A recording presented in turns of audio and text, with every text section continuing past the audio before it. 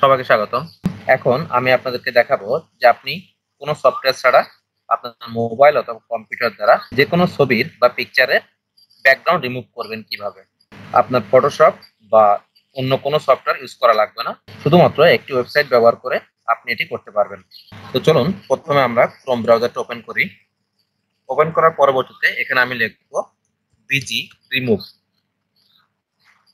Busy remove দিয়ে আমি ওকে করব। তারপর দেখেন এখানে আমার দ্বিতীয় যে ওয়েবসাইটটি আসছে স্লাজার.কম, আমি এই ওয়েবসাইটে ক্লিক করব। আমি এই ওয়েবসাইটের লিংকটি আমার ভিডিও ডেসক্রিপশন বক্সে দিয়ে রাখবো। এখানে দেখেন লেখা আছে যে upload an image to remove background. আপনি যে ইমেজটি ব্যাকগ্রাউন্ড রিমুভ করতে যাচ্ছেন সেই ইমেজটি এখানে আপলোড করুন। এখানে আমি আপলোডের মাধ্যমেও দিতে পারি এবং ড্র্যাগ অ্যান্ড ড্রপের মাধ্যমেও দিতে পারি। আমি এখানে আপলোড ইমেজ করলাম, করার পরবর্তীতে এখানে দেখেন এই যে শাহরুখ খানের একটা ছবি আছে, এই ছবিটা আমি ক্লিক করলাম, ওপেন করলাম। দেখেন ওপেন হচ্ছে, প্রসেসিং হচ্ছে। দেখেন দেখেন ম্যাজিকের মতো আমার ব্যাকগ্রাউন্ডটা রিমুভ হয়ে গেল। আমি যদি এখন ডাউনলোড করি, দেখেন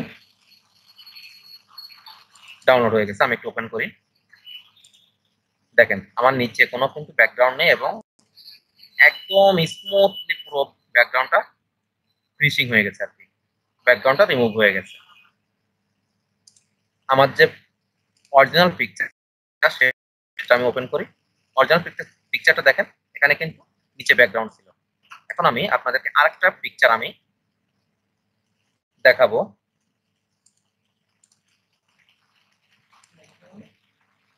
এখন আমি আরেকটা পিকচার এখানে আপলোড করব। দেখেন এখানে যে সালমান খানের একটা পিকচার আছে, আমি এটা ওপেন করলাম, প্রসেসিং এ চলছে।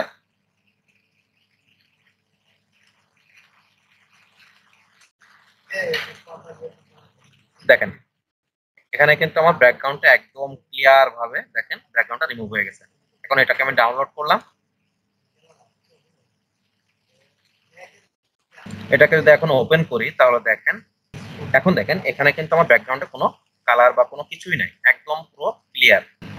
এখন দেখেন আমার যে অরিজিনাল যে পিকচারটি ছিল এটা, দেখেন এটা কিন্তু পিছনে ব্যাকগ্রাউন্ড ছিল যেটা ব্লার করা ছিল, কিন্তু এখন যেটা আছে সেটা কিন্তু কিছুই নাই পিছনে। দেখেন ম্যাজিকের মতো আপনি ব্যাকগ্রাউন্ড রিমুভ করতে পারবেন। ধন্যবাদ। আমার ভিডিওটি যদি ভালো লেগে থাকে তাহলে আমার চ্যানেলটিকে সাবস্ক্রাইব করে পাশে থাকা বেল বাটনে ক্লিক করে রাখবেন।